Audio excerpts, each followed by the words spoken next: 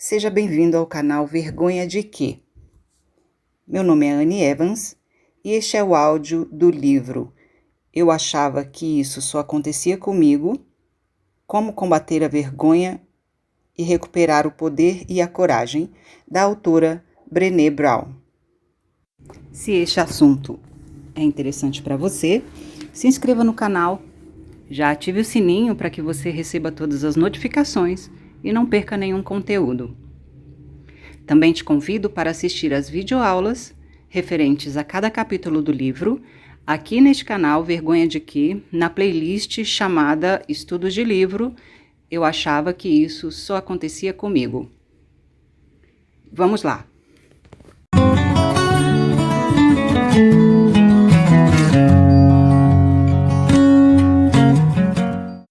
Capítulo 8. Praticar a compaixão numa cultura de recriminação. A culpa é sua. É tudo culpa minha. Você é culpada. Eu sou a culpada. Estamos numa cultura obcecada por encontrar defeitos e designar culpas. Considerar-se responsável é algo bom, mas recriminação e responsabilidade são muito diferentes. Acho que a diferença entre responsabilidade e recriminação é muito parecida com a relação entre culpa e vergonha. Como a culpa, a responsabilidade costuma ser motivada pelo desejo de consertar e renovar. É considerar alguém responsável por seus atos e pela consequência de seus atos. Por outro lado, costumamos usar a recriminação para descarregar sentimentos avassaladores de medo e de vergonha. Isto dói. Quem posso recriminar? Eu recrimino você. Você é má e a culpa é sua. Quando consideramos que nós e outros somos responsáveis por nosso comportamento, implicitamente esperamos uma mudança ou uma solução. Como a vergonha, a recriminação nos fecha e não é uma ferramenta eficiente para a mudança. Se experimento vergonha porque perco a paciência com meu filho e me recrimino por ser uma mãe ruim, é mais provável que eu mergulhe cada vez mais na vergonha. Se, por outro lado, perco a paciência com o filho, experimento a vergonha e então assumo a responsabilidade por meu comportamento, é mais provável que eu peça desculpas e procure um jeito de superar a vergonha para me tornar a mãe que desejo ser. O mesmo se aplica quando recriminamos os outros.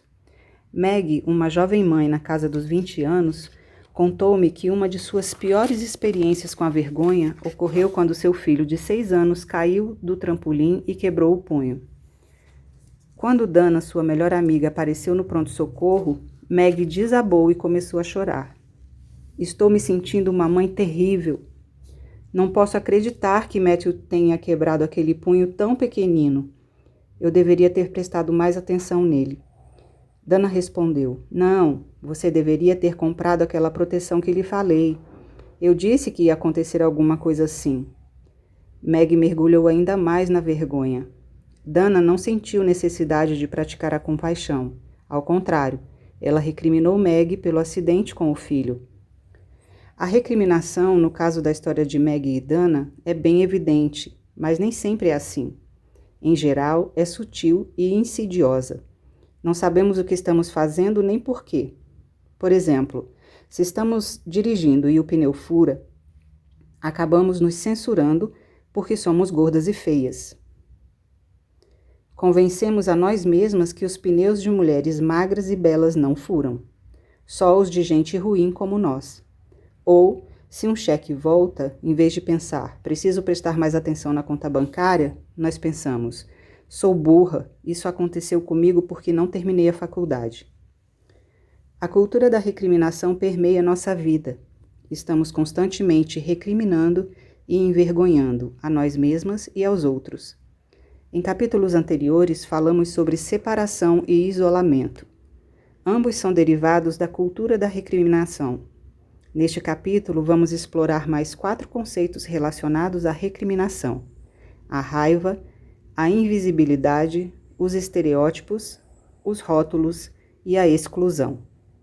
Também vou analisar como as mulheres usam os 4 elementos da resiliência à vergonha para partir da recriminação e seguir em direção à compaixão. Raiva. A emoção que está na raiz da nossa obsessão com a recriminação e a culpabilização é a raiva. Na nossa cultura da vergonha e da recriminação, a raiva visível está por todos os lados. Programas de entrevistas sobre política se transformaram em disputas aos berros. Uma breve ida ao supermercado se transforma numa pista de obstáculos, com motoristas furiosos fazendo gestos obscenos. Explosões públicas dirigidas a desconhecidos e a funcionários de serviços de atendimento ao cliente se tornam cada vez mais comum. A raiva pode ser motivada por muitas experiências e sentimentos diferentes. Vergonha, humilhação, estresse, ansiedade, medo e luto são alguns dos gatilhos mais comuns. A relação entre vergonha e raiva consiste em usar a recriminação e a raiva para nos proteger da dor causada pela vergonha. As pesquisadoras June Taney e Rhonda Deering, que também têm a vergonha como objeto de estudo, explicam que uma estratégia de proteção durante uma experiência de vergonha é virar a mesa e transferir a recriminação para fora. Em seus estudos, descobriram que, quando recriminamos os outros, costumamos experimentar a raiva hipócrita.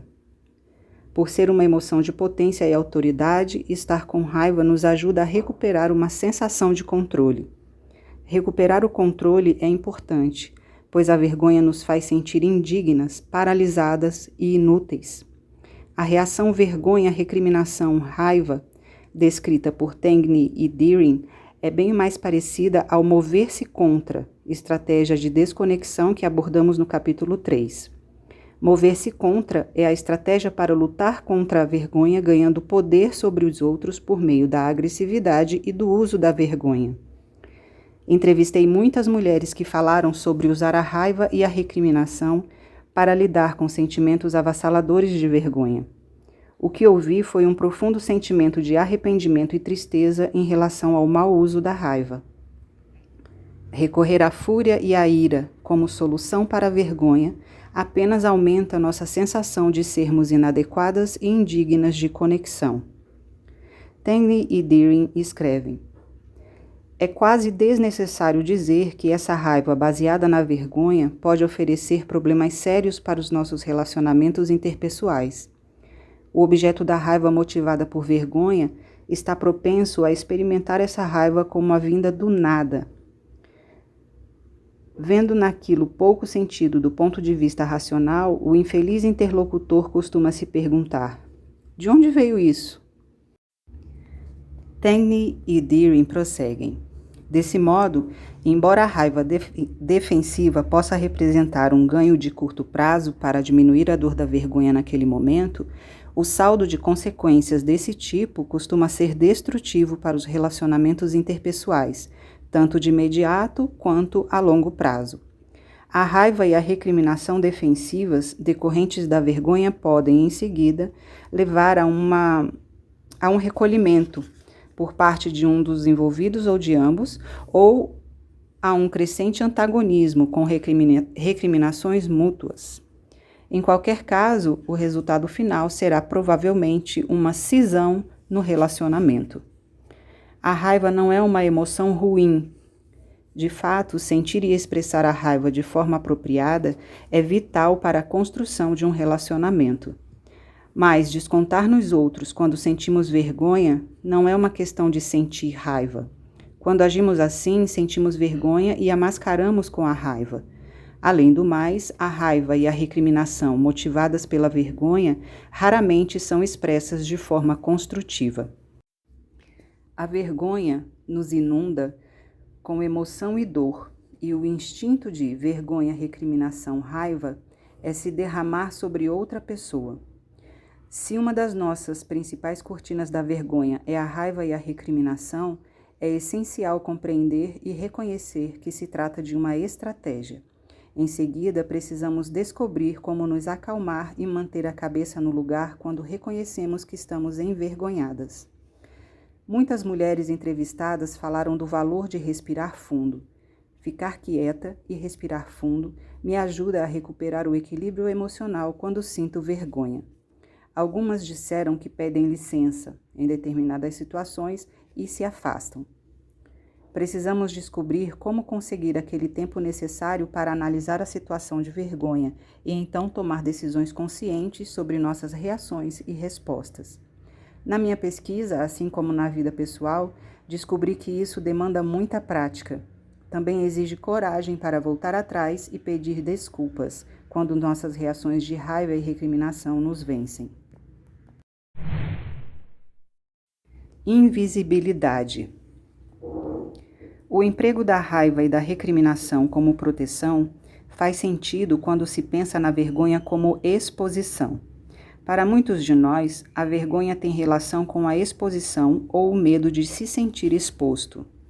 É por isso que nos esforçamos tanto para esconder as partes inadequadas que nos deixam sujeitas a ser ridicularizadas ou julgadas. Nosso medo da humilhação não nos impede de dizer o que pensamos. Nossa necessidade de parecer e agir com perfeição nos mantém em casa, debaixo das cobertas. No entanto, além de sentirmos vergonha do que vemos em nós ou do que os outros veem, também podemos sentir vergonha do que não vemos. Esse outro lado da vergonha é às vezes mais difícil de identificar e de nomear. É a vergonha da invisibilidade.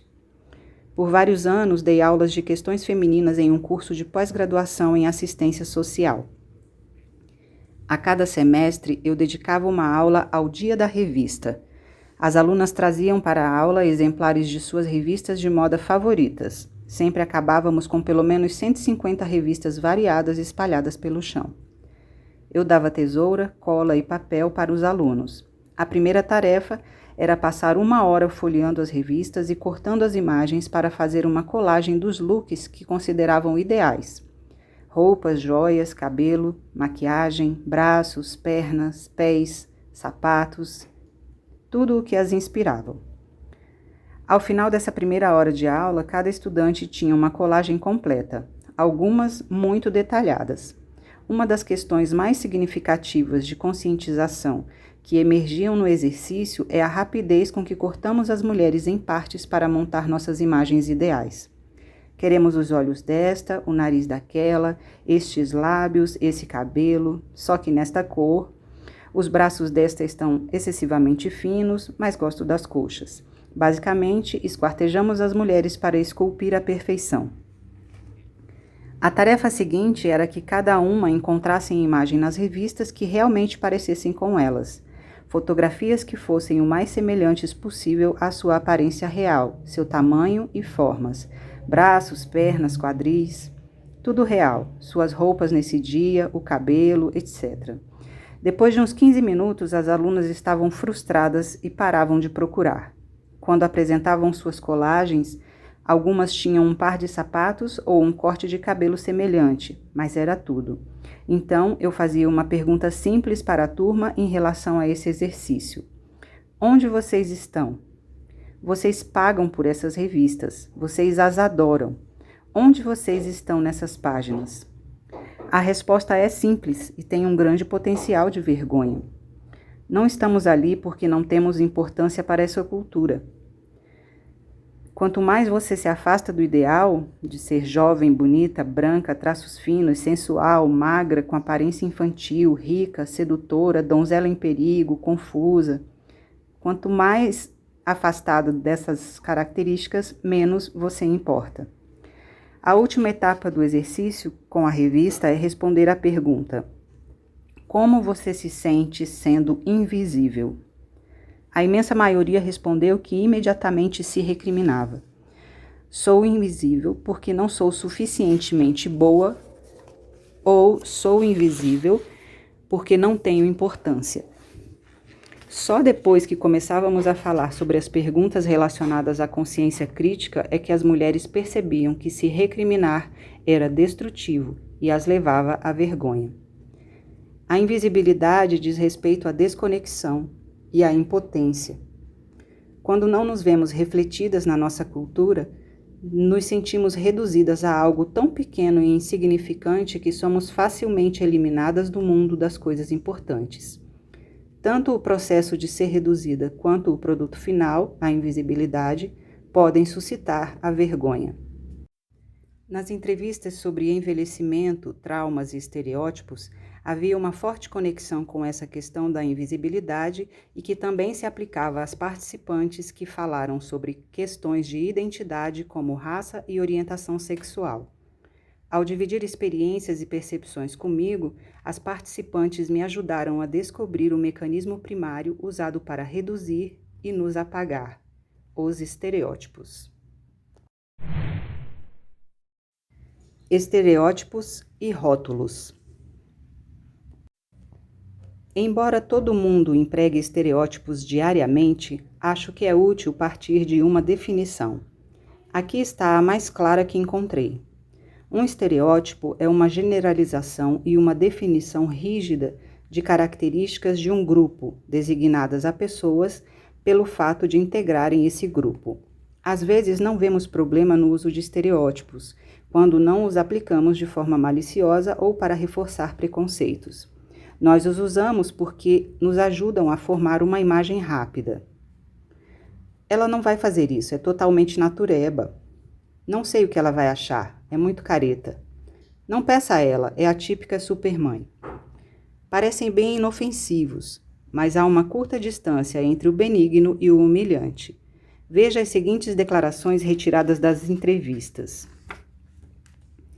Ela é chinesa ou coisa parecida, você sabe, ela é inteligente. Ela é indiana, eles são rudes assim mesmo. Ela tem a cabeça muito fechada, não aguento gente velha. Acho que ela é assim porque foi estuprada há alguns anos. Não vai magoá-la não, ela faz o gênero doce vovozinha. Não acho que ela esteja zangada, ela só tem aquela revolta típica dos negros. O namorado dela é paquistanês, ela provavelmente nem tem permissão para sair de casa. Essas frases não são inofensivas, são cruéis e humilhantes. E embora a gente possa se encolher ao lê-las, a maioria de nós usa esse tipo de estereotipagem de forma regular, pois permite que classifiquemos as pessoas em categorias pré-determinadas que compreendemos e que fazem sentido para nós. Também nos ajuda a atribuir culpa às pessoas por suas dificuldades, para que sejamos dispensados da responsabilidade de praticar a compaixão. Não preciso ficar a seu lado em sua dor, foi você mesma que a causou. Sejam positivos ou negativos, os estereótipos ferem as pessoas, individual ou coletivamente. De acordo com os pesquisadores, os estereótipos positivos produzem imagens idealizadas, pasteurizadas, enquanto os negativos produzem retratos depreciativos e ofensivos. De um jeito ou de outro, reduzimos a pessoa a algo que cabe em nossa gaveta mental. Eis o que Michelle Hunt, especialista em desenvolvimento organizacional e diversidade, escreve sobre estereotipagem. Não quero ser categorizada. Não posso me dar a esse luxo. Passei a vida inteira construindo a pessoa que sou com todas as minhas múltiplas dimensões e complexidades e me ofendo quando sou encaixada em uma categoria como, por exemplo, feminista ou afro-americana. É como se dissessem que caminho, falo e penso com um grupo inteiro de pessoas. Esse é o perigo de algumas das maneiras como a diversidade é abordada nos dias de hoje. A discussão ameaça ampliar a categorização e não reduzi-la. Ao mesmo tempo, minha singularidade, que inclui ser mulher e afro-americana, e tudo o mais que eu sou, é o que quero que seja valorizado. Preciso que me permitam trazer minha singularidade para a discussão. Quando as mulheres falavam sobre serem estereotipadas e se sentirem invisíveis, eu ouvia duas questões diferentes emergirem. Chamo a primeira de rótulos sussurrados. Dei esse nome porque foi assim que as participantes os descreveram. Cochichos pelas costas, pedaços de sua vida usados para rotular quem ou o que são. Por exemplo, ela é apenas uma mãe. É uma sobrevivente do câncer. Foi abusada na infância. Ela é bipolar. Ela é uma alcoólatra em tratamento. O marido cometeu suicídio. Ela é velha e senil. Ela é feminista. O marido bate nela. Mora num trailer. Ela é filha única. Vivia da ajuda do governo. É lésbica. É mexicana. Foi estuprada há alguns anos. Se você diz ela é filha única como um fato, não é ofensivo.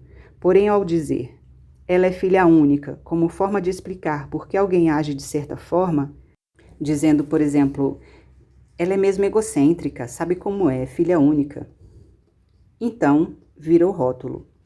Da mesma forma, se você descreve a etnia de alguém dizendo ela é mexicana, não há problema. Mas, se usa a informação para explicar por que alguém se comporta de determinado modo ou para estabelecer expectativas para a pessoa, isso se transforma num estereótipo ofensivo. Estereotipar e rotular limitam nossa capacidade de estabelecer conexão. Quando pensamos que conhecemos alguém por essa pessoa pertencer a determinado grupo, construímos o relacionamento com base no que presumimos. Perdemos a oportunidade de conhecer o outro e de nos fazer conhecer. Para muitas mulheres, os rótulos têm relação com o engajamento em uma luta inflexível contra as expectativas sociocomunitárias pré-concebidas e, por fim, a rendição à invisibilidade. Aqui está como uma participante explicou suas experiências. O mais difícil quando as pessoas descobrem que eu sou lésbica são as suposições que elas fazem. Imaginam automaticamente que conhecem tudo sobre mim. Assim que sabem que você é homossexual, acham que conseguem preencher as lacunas de todos os outros aspectos da sua vida. Supõem que você sofreu abuso por parte de um homem em algum momento da vida, que você odeia os homens, que é masculinizada e gosta de esportes. Esperam que você haja, se vista, vote e gaste dinheiro de certa forma. A maioria das pessoas fora da comunidade LGBT não compreende que existe tanta diversidade na nossa comunidade quanto há na heterossexual. Nunca ouvi alguém dizer, você é hétero, não precisa dizer mais nada, sei tudo sobre você. A orientação sexual não dita a sua posição política, sua religião, suas crenças, seus valores, o que você gosta e quem você é. Eu não presumo conhecer você quando descubro que é hétero. Não presuma que me conhece ao saber que sou lésbica. A segunda questão relacionada aos estereótipos são os xingamentos que quase sempre são motivados por estereótipos sociocomunitários. Exemplos de xingamentos particularmente ofensivos são vadia, puta, lixo, cachorra, maluca, dramática, neurótica, machona, intrometida. Quando usados como forma de depreciar, termos como sapatão ou bicha podem ser igualmente ofensivos. Muitos desses xingamentos são pré-fabricados e estão prontos para serem aplicados no segundo que as mulheres rompem expectativas sociocomunitárias. Costumam ser tão usados que é fácil esquecer que podem ser muito dolorosos. Também é fácil ignorar o fato de que xingar é uma das formas mais poderosas de reforçar os estereótipos. Usar identidades como insultos avilta indivíduos e grupos inteiros. Sempre a exceção da regra. Se formos honestas com nós mesmas, acho que a maioria admitiria a própria suscetibilidade de recorrer a estereótipos, rótulos e xingamentos. Um mecanismo que ajuda a manter vivo os estereótipos é o chamado fator de exceção. Muitas de nós empregam estereótipos em relação à população geral, mas os descartam quando não se encaixam em nossas experiências pessoais. Podemos fazer grandes generalizações sobre as feministas, mas quando alguém nos desafia e diz sou feminista e não sou assim, automaticamente lhe concedemos uma imunidade especial. Dizemos coisas do tipo, você não, estou falando das outras, ou, mas você é diferente. Eis alguns exemplos de como o fator de exceção realmente joga contra nossos esforços de construir conexão e resiliência. Tenho 32 anos e sou mãe de 2 filhos. Participo de forma muito ativa na vida da comunidade e sou vice-presidente da associação de bairro. Quando estava na faculdade, fazia parte do grêmio e bebia muito. Depois de me formar, percebi que tinha um problema com o álcool e procurei os Alcoólicos Anônimos. Estou em recuperação, sóbria há 8 anos. As pessoas querem tanto acreditar que todos os alcoólatras são homens velhos, repugnantes e inescrupulosos, que sempre me dizem que sou uma alcoólatra fora do padrão, ou me perguntam coisas como: tem certeza de que tem problemas com a bebida? Quando explico que existe muita gente em recuperação parecida comigo, recusam-se terminantemente a acreditar. Acham que me transformar em exceção é um elogio, quando na verdade me ofende e me faz sentir vergonha. São essas pessoas desinformadas, de mente estreita, que dificultam tanto a conversa sobre dependência química. Um dia eu conversava com minha melhor amiga sobre Matt, meu namorado. As coisas estavam começando a ficar sérias e ela fazia todo tipo de perguntas sobre o nosso relacionamento. Minha amiga perguntou se eu ia contar para o Matt que tinha sido molestada sexualmente por meu pai. Eu disse que já havíamos abordado o assunto por alto, mas que provavelmente acabaria contando tudo a ele em algum momento. Ela surtou. É melhor não dizer nada. Vai mudar tudo, me disse.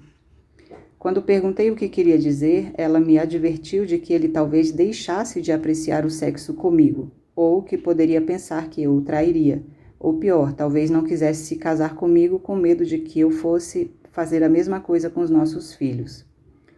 Fiquei chocada e muito magoada.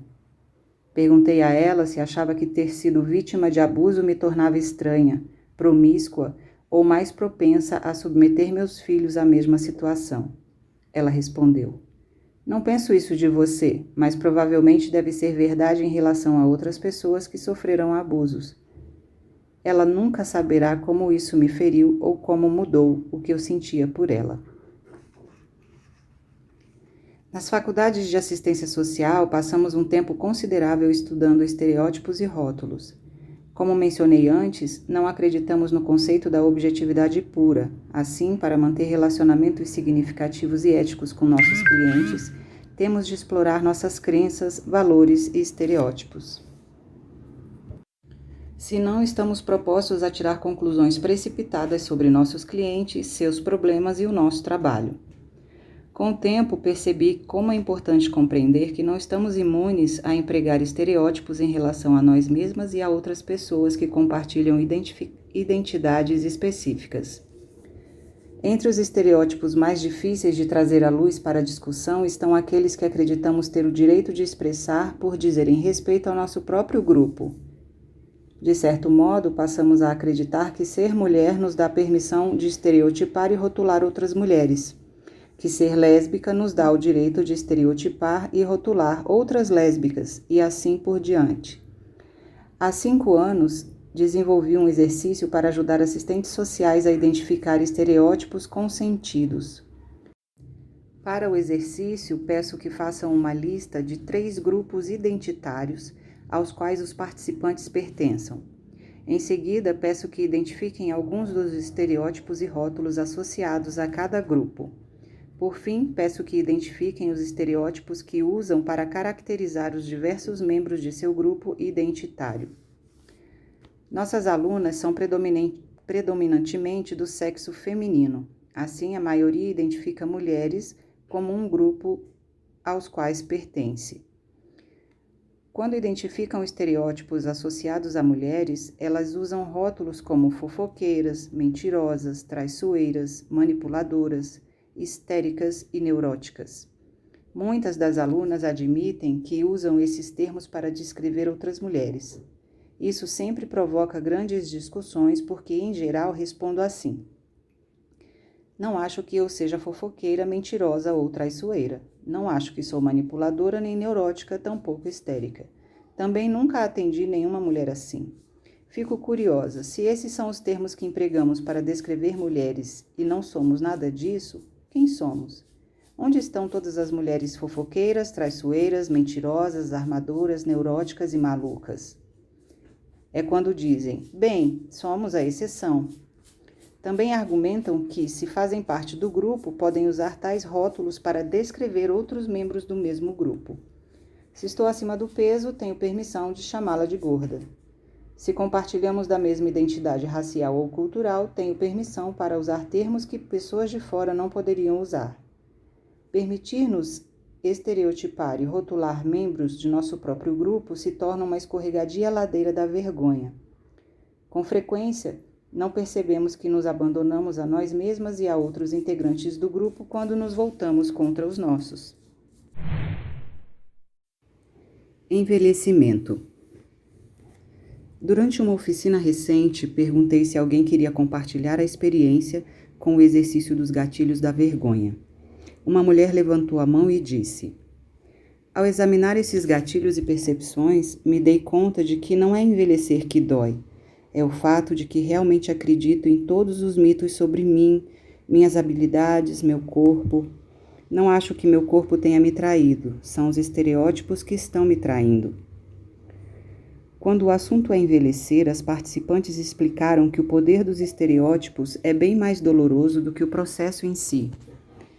Em parte, isso se deve ao fato de que os estereótipos relacionados ao envelhecimento permeiam todos os aspectos da vida no Ocidente. Marty Kaplan, analista de mídia e reitor da Escola Annenberg de Comunicação da Universidade do Sul da Califórnia, declara que anunciantes e programadores de televisão não têm o menor interesse em homens e mulheres com mais de 50 anos.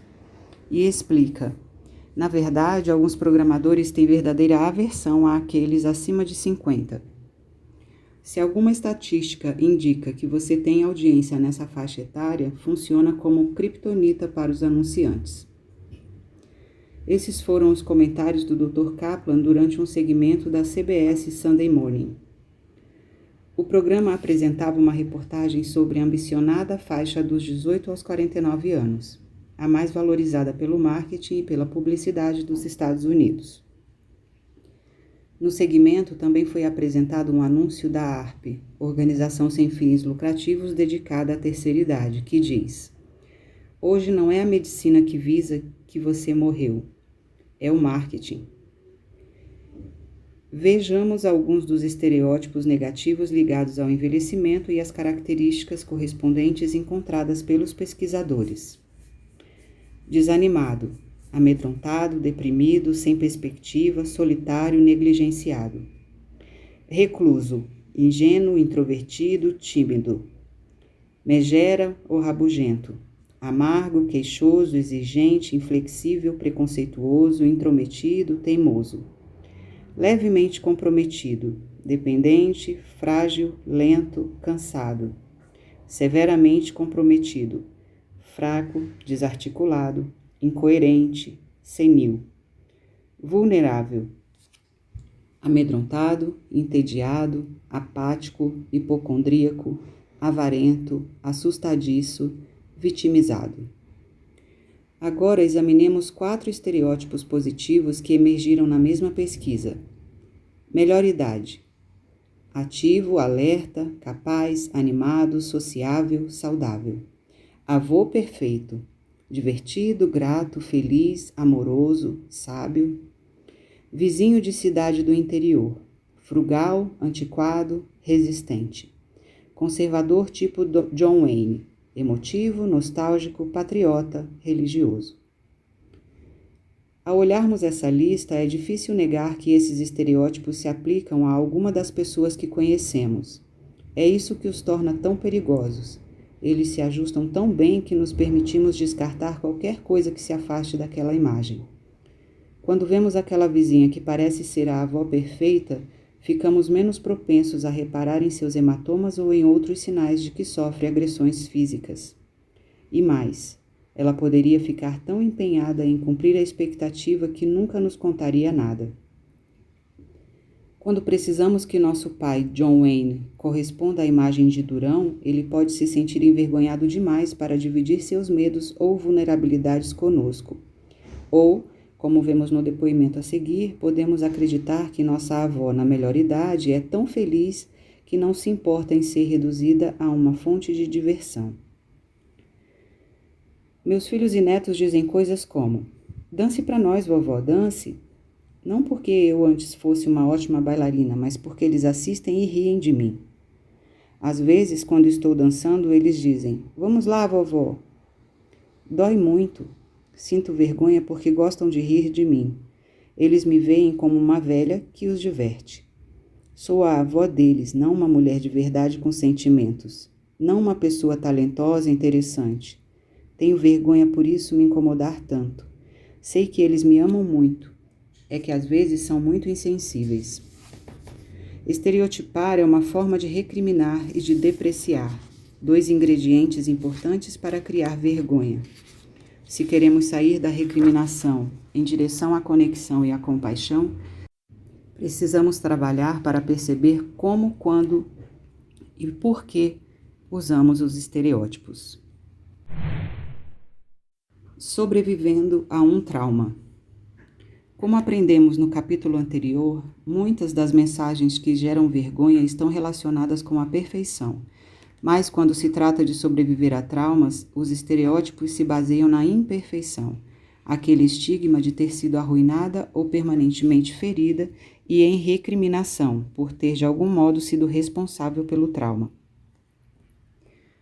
Quando conversei com mulheres sobre a sobrevivência e a superação de um trauma, aprendi que as expectativas sociocomunitárias e os estereótipos as obrigam a lidar com duas questões separadas: sobreviver ao evento em si e sobreviver à vergonha depositada sobre elas quando usamos estereótipos para questionar suas experiências e definir quem são enquanto sobreviventes. Quando digo questionar suas experiências, me refiro a algo que pode variar desde o emprego de estereótipos ligado a mulheres até perguntas como: foi mesmo tão ruim? Ou então, o que você estava fazendo com ele? Em vez de ouvir e tentar compreender, invalidamos e diminuímos as suas experiências. Além do questionamento, os estereótipos são usados para enquadrar a identidade de alguém depois de um trauma.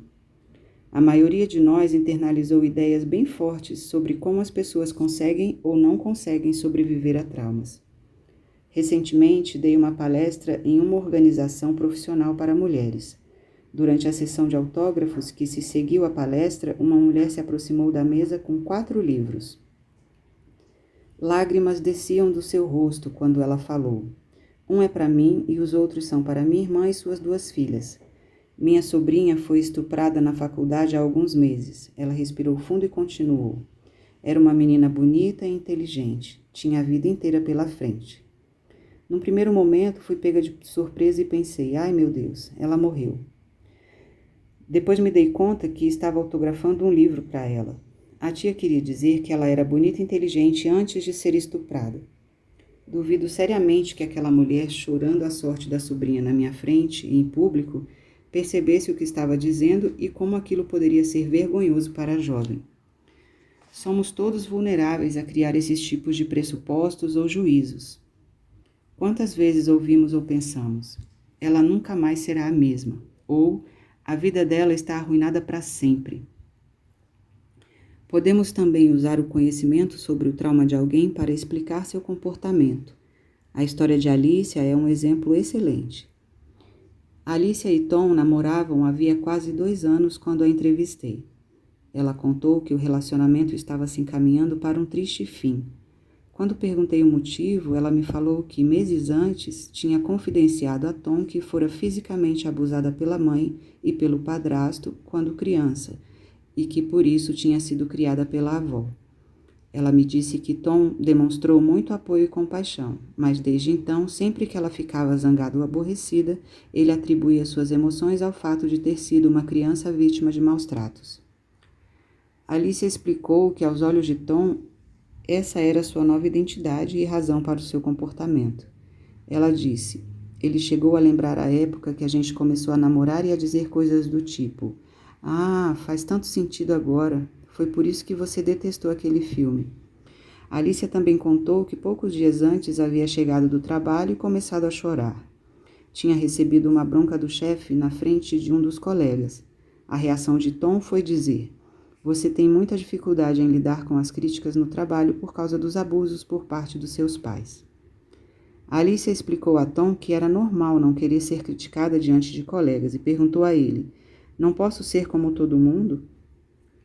Tom não entendeu e ela pediu que ele fosse embora.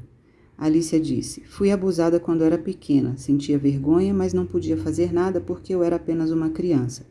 Não vou continuar a ser definida dessa forma agora que já passei dos 30. Tenho o direito de ser mais do que aquela criança. Quando as mulheres falam sobre vergonha de serem vítimas de abusos sexuais ou de estupro, elas associam a maior parte desse sentimento à dor de serem definidas por seus traumas. É claro que os acontecimentos são horríveis e que podem ter efeitos duradouros, mas a reação sociocomunitária à experiência e a decorrente perda de identidade do direito de ser normal é igualmente dolorosa e costuma produzir uma vergonha mais duradoura. Se o pai foi capaz de fazer uma coisa dessas, o que isso diz sobre ela? Ela nunca mais será a mesma, foi arruinada. Nunca voltará a ser inteira. Não vejo como ela poderá se tornar uma boa mãe, ou uma boa parceira, ou vice-presidente, ou empresária, etc. Há ocasiões em que nossos sentimentos, pensamentos e ações se relacionam diretamente com nossas lutas do passado ou do presente. Mas existem outras em que isso não acontece. O problema surge porque, em algum momento, a maioria de nós começa a acreditar nas expectativas sobre quem devemos ser, que aparência devemos ter, o que devemos fazer, quanto podemos ou não ser. Também desenvolvemos um medo de rejeitar essas expectativas. Sabemos que, se rejeitamos, experimentaremos desconexões dolorosas e rejeição. Então, internalizamos essas experiências e elas se transformam em uma prisão emocional na qual a vergonha monta guarda. Exclusão. Acho que é impossível falar com mulheres sobre vergonha e recriminação sem ouvir histórias sobre a dor de não se encaixar ou de se sentir excluída. Durante as entrevistas, as mulheres falavam de fofocar, excluir e traições, como imensas fontes de vergonha. Detesto trabalhar com outras mulheres, são muito mesquinhas e invejosas, levam as coisas para o lado pessoal e tudo o que fazem é falar mal das outras. Por fora, sou exatamente como todo mundo no bairro. Por dentro, estou lutando para salvar um casamento que está se desfazendo bem diante dos meus olhos. Meus filhos têm problemas. A vergonha é o que acontece bem lá no fundo. E quanto mais fundo ela está, mais você precisa se esforçar para parecer bem por fora. Às vezes, gostaria de que pudéssemos mostrar como estamos por dentro, para não ser tão difícil. Mas acredite em mim. Eu nunca faria isso, porque sei como as mulheres falam mal das outras. São brutais. Vergonha é quando agarro meu filho pelo braço, os dentes cerrados, a pura fúria saindo dos meus olhos, pronta para descontar nele. Aí ergo a vista e vejo outra mãe olhando para mim. Não é esse tipo de mãe que quero ser. Às vezes sinto que estou tão na beira do abismo que não consigo evitar. Me sinto tão envergonhada quanto as outras mães me flagram nesses momentos que tenho vontade de berrar e gritar para elas. Não é assim que eu sou uma boa mãe. Não sou assim o tempo todo. Sei que falam para todos que sou maluca. O que mais teriam para falar? Fui a uma festa há alguns meses e uma mulher se aproximou de mim e perguntou em que eu trabalhava. Respondi que fico em casa cuidando dos meus 3 filhos. Imediatamente, ela exibiu aquele ar de decepção como se dissesse, coitadinha. Mas falou, que bom para você, e se afastou. 20 minutos depois eu a vi conversando com outra e pensei com meus botões. Não sou mais interessante. Nada mais importa na minha vida se não estiver relacionado com meus filhos. Queria ter começado a gritar a plenos pulmões no meio daquela festa, que eu era uma engenheira. Eu já fui alguém, eu juro, eu garanto. Eu era alguém importante, como você. No trabalho, os caras sacodem a isca diante das mulheres. Você pode andar com eles, se vender o bastante, se trabalhar mais, se desistir da família. Por um lado, eu queria desesperadamente fazer parte do clube dos rapazes. Eles se divertem mais, arranjam clientes melhores, ganham mais dinheiro e têm mais liberdade. Por outro lado, eu os detesto. Não quero ser como eles nem fazer o que fazem, só aprecio as vantagens. E as mulheres desse grupo, elas são ainda mais desagradáveis que os homens. Tratam como se você não valesse nada. Eu tinha muitas amigas no departamento. Chegávamos a sair juntas depois do trabalho, ou nos fins de semana. Quando fui promovida, me tornei aquela vaca que deu para subir na carreira. Nunca namorei nem dormi com ninguém do trabalho e elas sabem disso. Não sei como é entre os homens, mas quando as mulheres são promovidas, elas precisam ser transferidas para outro departamento. Eu disse a uma das mulheres do grupo de amigos do meu filho que nós o castigamos com cinto. Em uma semana, todas as pessoas do grupo me fizeram perguntas sobre o assunto. Estavam chocadas e enojadas. Algumas me disseram que eram maus tratos. Fiquei totalmente surpresa. Elas agiam como se eu fosse um monstro. Chegaram a dizer que sentiam pena dos meus filhos. Meu filho nunca mais foi convidado para nenhuma festinha. Embora algumas pessoas proponham que parte desse comportamento excludente seja geneticamente predeterminado, não acredito nisso. Não creio que as mulheres tenham uma tendência natural a serem perversas, manipuladoras ou fofoqueiras. Nem acredito que todas sejam cuidadoras naturais, bondosas e acolhedoras. Acho que nenhum desses estereótipos serve e que endossar amplas generalizações não nos ajuda a compreender ou transformar alguns dos comportamentos que realmente gostaríamos de mudar. Enquanto li as entrevistas e tentava compreender a questão de fofocas e da exclusão, comecei a ver paralelos entre esses comportamentos e as experiências de minha filha nos primeiros anos do ensino fundamental. Não por considerar que as mulheres sejam infantis e imaturas em seus comportamentos, mas porque observar crianças pequenas pode nos ensinar muito a nosso respeito. A maioria das crianças dessa idade é realmente autêntica. O que você vê é mesmo como elas são. Elas ainda precisam aprender como ocultar, filtrar e manipular suas experiências de modo a que se adequem às expectativas dos outros. Suas motivações são óbvias e estudá-las pode nos ajudar a compreender melhor nossas próprias motivações, aquelas que são ocultas por camadas de fingimento e de proteção. A principal ligação que percebo é entre fofoca e bullying, duas dolorosas formas de exclusão. Em muitas situações de bullying, as crianças provocam as outras não por ódio ou perversidade, mas pela necessidade de pertencimento. Claro que existem crianças que, por variadas razões, têm sérios problemas e são os valentões solitários, mas a maioria dos casos é perpetrada por grupos. Ao conversar com um indivíduo menino ou menina, ele costuma admitir participar do bullying apenas como forma de manter uma conexão e o senso de pertencimento. Isso também faz parte da mentalidade de gangue. Machucar ou excluir os outros é, com frequência, uma forma de os membros demonstrarem lealdade e aumentarem sua aceitação pelo grupo. Acho que essas mesmas dinâmicas com frequência se aplicam a nós, adultos, quando estamos em situação de grupo. É difícil admitir, mas criticar ou julgar alguém frequentemente é uma ferramenta para conectar e ganhar a aceitação das outras mulheres.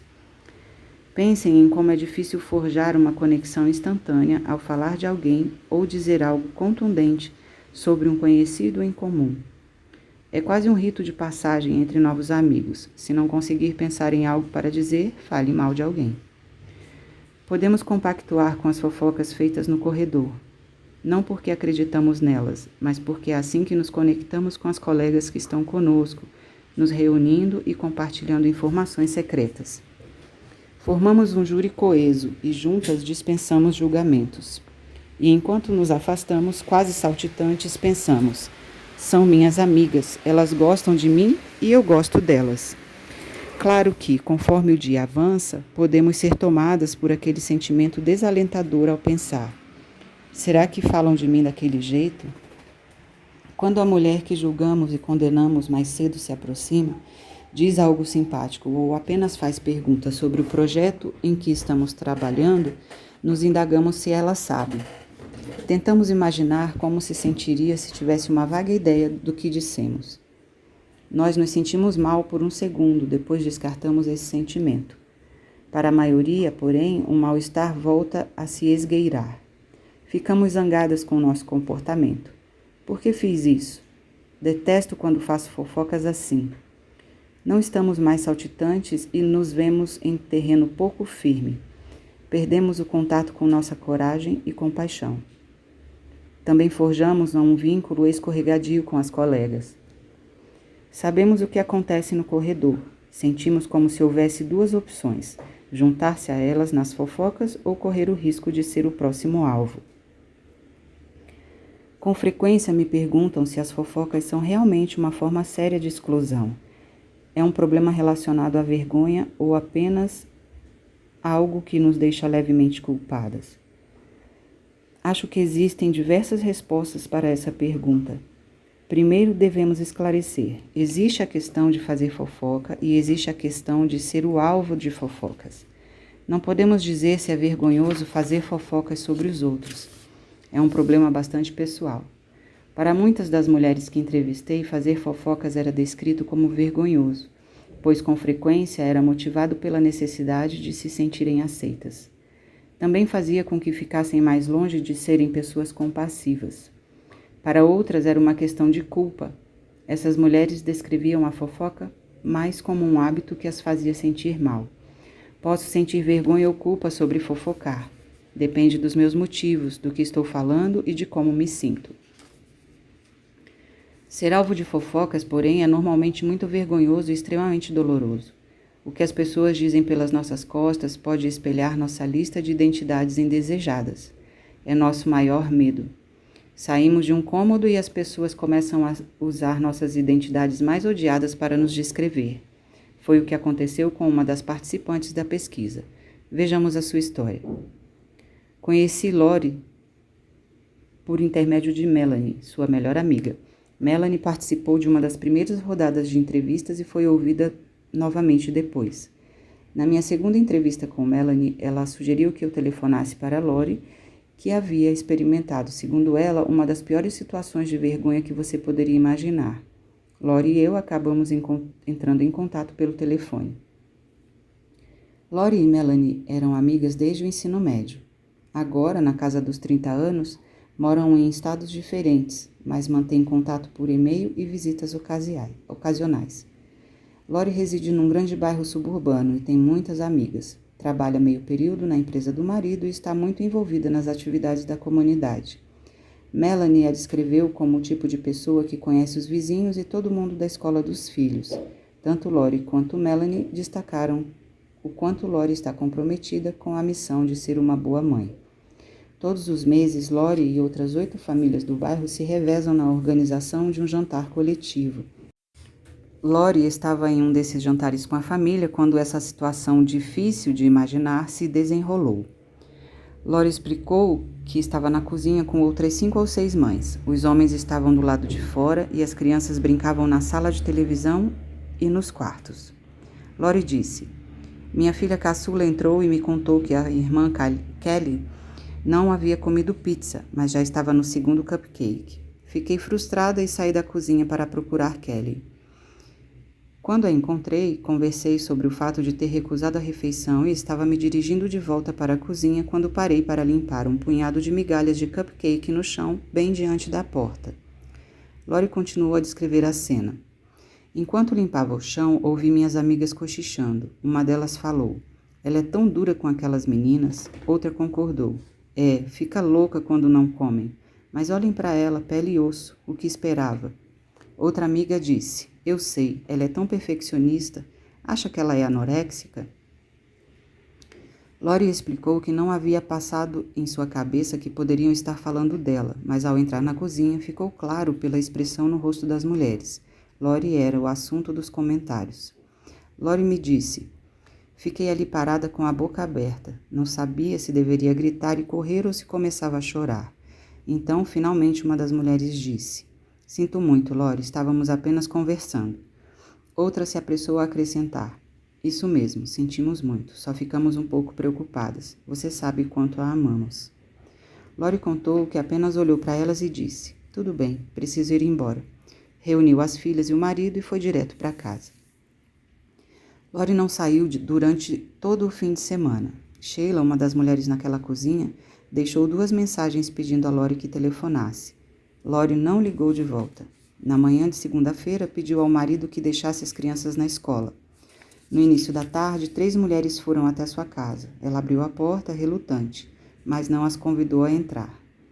Ficaram na varanda e as mulheres pediram desculpas. Lori falou: elas lamentavam que eu tivesse ouvido e que as palavras tivessem ferido meus sentimentos, mas não se desculparam pelo que disseram. Cerca de 2 semanas depois, Lori finalmente contou para Melanie o que havia acontecido. Contar o acontecido já era vergonhoso para mim. Era degradante que Melanie soubesse o que minhas amigas pensavam de mim, disse Lori, que contou também que as 3 mulheres tinham aparecido para pedir desculpas e que uma outra deixara 5 recados na secretária eletrônica. Melanie ouviu e ofereceu apoio. Também sugeriu que Lori retornasse as ligações de Sheila. Dias depois, Sheila voltou a ligar e Lori decidiu atender. Sheila estava profundamente arrependida. Pediu desculpas por não ter se manifestado e encerrado as fofocas. Disse para Lori: "Somos suas amigas. Devíamos dizer a você que estamos preocupadas com sua saúde ou não falar nada. Com certeza, não devíamos falar pelas suas costas. Lamento não ter dito nada quando elas estavam falando, nem quando você entrou." Lori e Sheila conversaram durante 1 hora. Lori contou: "Eu chorava, ficava perguntando a ela como poderia encarar todo mundo e voltar a agir normalmente." Lori também perguntou por que Sheila não viera junto com o grupo e por que não deixaram um pedido de desculpas na secretária eletrônica. Sheila explicou que precisava fazer aquilo sozinha. Disse a Lori: "Foi por querer fazer parte desse grupo que entrei nesse pesadelo." Sheila acrescentou: "Não disse nada na secretária eletrônica porque não sabia se você havia contado para o seu marido ou não. Eu provavelmente ficaria constrangida demais para contar a alguém." As 2 respostas fizeram Lori se sentir melhor. Sheila estava sendo honesta. Doeu um pouco ouvir porque ela não deixara o recado na secretária eletrônica, mas isso também fez Lori acreditar que Sheila compreendia como essa experiência havia sido vergonhosa para ela. Decidiram então ir juntas pegar as crianças na escola para que Sheila ajudasse Lori a se reaproximar do grupo. Sheila também se ofereceu para organizar o encontro das amigas, se Lori quisesse falar do assunto. Lori não quis. As coisas voltaram ao normal. Até onde foi possível, contou Lori. Não sei se voltarão a ser como eram. Sheila e eu estamos bem mais próximas, mas o grupo parece um pouco mais dividido. Eu, com certeza, não serei a mesma. Foi um momento de dor para mim. Nunca soube que fazer fofocas e falar de alguém poderia causar tantos danos. Se existe alguma dúvida do poder da fofoca para ferir ou envergonhar, essa história deve fornecer um bom exemplo. A maioria de nós não consegue sequer considerar o que pode ser dito de nós por um grupo de vizinhos fofoqueiros. Resiliência e exclusão. O maior desafio para muitas de nós é descobrir como superar a exclusão e as fofocas no momento em que estão acontecendo. Se estamos com amigos ou colegas que começam a falar mal de alguém, como nos recusamos a participar? Repito, é uma situação difícil, pois nossa conexão está em perigo. Por alguns anos, fiz experiências com variadas técnicas para manter a conexão com mulheres sem recorrer à exclusão ou à competição como catalisadores. Descobri que algumas são muito eficientes e outras nos deixam muito vulneráveis a ataques. Com frequência, recorremos primeiro à técnica de desviar o foco de uma pessoa para outra. Infelizmente, esse recurso ainda deixa alguém com um alvo pintado nas costas. Por exemplo, suponha que digam: "Ela é uma vadia." Não consigo acreditar que tenha sido promovida. Com quem você acha que ela dormiu para ganhar essa promoção? Podemos tentar envergonhar a pessoa que usa a vergonha. Não posso acreditar que você pensa que as mulheres de sucesso são vadias que dormem com todo mundo para chegar ao topo. Isso é um estereótipo depreciativo. Você está apenas reforçando-a e piorando a imagem de todas nós. Quando comecei a desenvolver minha consciência crítica, senti a necessidade de responsabilizar publicamente as pessoas por envergonharem as outras. Logo percebi que não é uma boa ideia botar ninguém contra a parede. Nem a defesa de um ponto válido justifica que se use a vergonha ou que se coloque intencionalmente alguém na berlinda diante dos outros. Em seguida, experimentei a abordagem ensinar, pregar. Embora seja um pouco menos drástica do que usar a vergonha, também não funciona bem. Neste exemplo, poderíamos responder ao mesmo comentário dizendo: "Não vou falar mal dela, isso atinge todas as mulheres. Precisamos apoiar umas às outras." Mas quando ensinamos, pregamos, corremos o risco de descobrir que o alvo vai estar pregando nas nossas costas assim que nos afastarmos do grupo. Hoje em dia, costumo expressar meus sentimentos sobre declarações que percebo como sendo prejudiciais e ou virulentas. Mas, para mim, os melhores resultados são obtidos numa conversa cara a cara, concentrando-me no que senti ao ouvir determinado comentário ou discussão. Em situações de grupo, descobrir duas técnicas que funcionam sem necessitar do desvio de alvo. Refletir e ou direcionar são modos muito eficientes de não participar e fazer o outro pensar. Refletir é um modo de inserir uma pergunta ou declaração provocante na conversa. Redirecionar é afastar a conversa das recriminações e aproximá-la da empatia. Ela é uma vadia, não consigo acreditar que ela foi promovida. Com quem você acha que ela dormiu para conseguir isso? Refletir. Eu não a conheço muito bem. Isso leva à pergunta: quanto sabemos sobre alguém? Muitas vezes isso obriga as pessoas a perceberem que não sabem muita coisa sobre quem estão atacando, ou, no mínimo, indica que o estilo de maledicência dessas pessoas não exige fatos. Dá para acreditar que ela arrancou aquele brinquedo das mãos da filha? Refletir. Não vi a cena toda, não sei o que aconteceu. Isso leva à pergunta: quando sabemos sobre uma situação? Se tivéssemos opção, a maioria de nós consideraria injusto ter toda a nossa abordagem como mães definida por um ou dois momentos ruins. Ela é muito má, não me surpreendo que ele a esteja deixando. Refletir e redirecionar. Eu realmente não sei muito sobre ele nem sobre o casamento deles. Gosto muito dela. Fico pensando se há algo que podemos fazer por ela. Não sabemos o que se passa e deveríamos oferecer apoio em vez de ficar fofocando. Suzy é uma louca furiosa. Já trabalhou com ela? Refletir. Já trabalhei, mas não tive a mesma experiência que você. Isso significa que a outra pessoa tem direito à própria opinião e que eu não posso concordar. Ouvi dizer que Bonnie ainda está tentando engravidar. Está obcecada. É ridículo. Refletir e redirecionar. Não posso nem imaginar o que ela deve estar passando. Parece que está realmente tendo muitas dificuldades. Isso significa que deveríamos tentar ajudá-la e não julgar. Na próxima sessão, examinaremos algumas das estratégias mais amplas para desenvolver a compaixão numa cultura de vergonha. Resiliência e recriminação. As participantes com altos níveis de resiliência à vergonha em relação a recriminações se apoiaram fortemente em suas redes de conexão para compreender e combater a invisibilidade e a estereotipagem. Embora possamos ser apagadas, reduzidas ou rejeitadas, dependendo do grupo ao qual pertencemos, esses mesmos grupos também podem ser tremendas fontes de força e apoio. As mulheres descreveram de forma consistente o poder da rede de conexão formada por aqueles que compartilham características identitárias como raça, etnia, habilidades físicas, status profissional, religião, orientação sexual, aparência, idade, gênero ou outras experiências de vida. A maioria das pessoas já testemunhou o poder dos grupos que se unem para lutar por mais visibilidade e pelos direitos humanos básicos. Podemos ver isso em ação em grupos organizados de terceira idade, grupos de identidade racial, associações profissionais, grupos de mulheres e também grupos formados para lutar contra o estigma da doença física ou mental, da dependência química e dos traumas.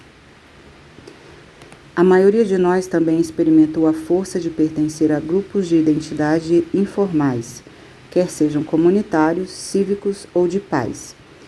Construir conexão com grupos de identidade é uma excelente forma de virar a mesa e combater a invisibilidade e os estereótipos. No nível pessoal, existem algumas maneiras de nos tornarmos mais atentos em relação à invisibilidade, aos estereótipos e aos rótulos. A primeira estratégia envolve a conclusão do exercício que distribuo para meus alunos.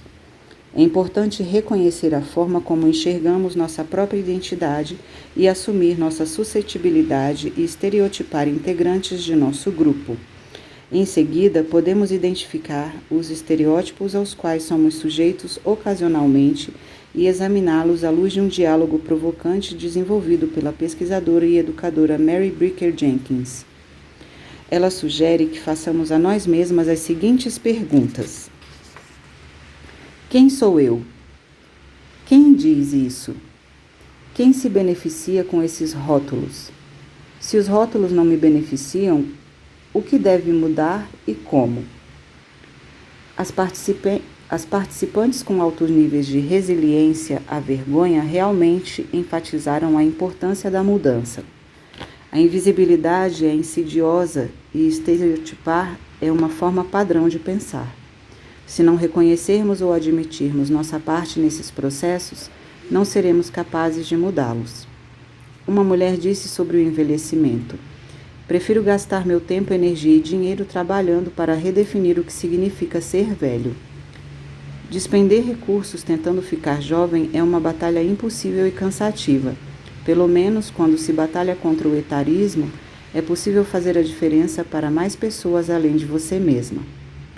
Vou fechar este capítulo compartilhando um pouco dos escritos de Anne, uma das participantes da pesquisa. Ela foi estuprada em seu apartamento no 2º ano da faculdade. Como se pode ver pelas respostas que deu nos exercícios a seguir, ela encontrou uma tremenda resiliência ao apoiar outras jovens e falar sobre encontros que terminam em estupro nos alojamentos universitários. Os exercícios de Anne. Gatilhos. Quero ser percebida como alguém normal e saudável, a mesma pessoa que eu era antes do estupro, não a culpada. Consciência crítica. Ninguém pode fazer o tempo voltar a uma época em que nada havia acontecido, mas as pessoas ao meu redor podem me ajudar se não ficarem cochichando por trás de mim ou presumindo que nunca mais poderei ser feliz. Sei que é pedir muito, mas preciso que validem as dificuldades e ao mesmo tempo não me definam por elas. Rede de conexão. Meu orientador, meu grupo de apoio, conversar com universitárias sobre os abusos sexuais, minha mãe, meu pai, minha irmã e meu irmão, meu namorado e minha melhor amiga. Identidades indesejadas / gatilhos. Não quero ser vista como uma pessoa danificada que nunca mais será a mesma, mentalmente destruída, sempre à beira da loucura. Consciência crítica. Não nego que estou diferente em determinados aspectos. Estou sim, e isso é normal. Tiraram muito de mim e estou trabalhando nisso. Só não quero que meus amigos me façam perder mais ainda ao mudarem seu relacionamento comigo ou me tratando de uma forma diferente. Se você considerar que tudo o que digo ou faço em relação com o estupro, então você está me fazendo perder mais ainda. Teia da vergonha. Meus amigos, os estereótipos sobre sobreviventes de estupros, as amigas da minha mãe, minha tia e meus primos. Muito bem, esta foi a leitura da íntegra do capítulo 8 do livro da Brené Brown. Eu achava que isso só acontecia comigo. Se você gostou e se este conteúdo faz sentido para você, se inscreva no canal, deixe o seu like, deixe o seu comentário ou pergunta e compartilhe. Esse material pode ajudar outras pessoas, muitas vezes que nem imaginamos estar precisando ter esse conhecimento.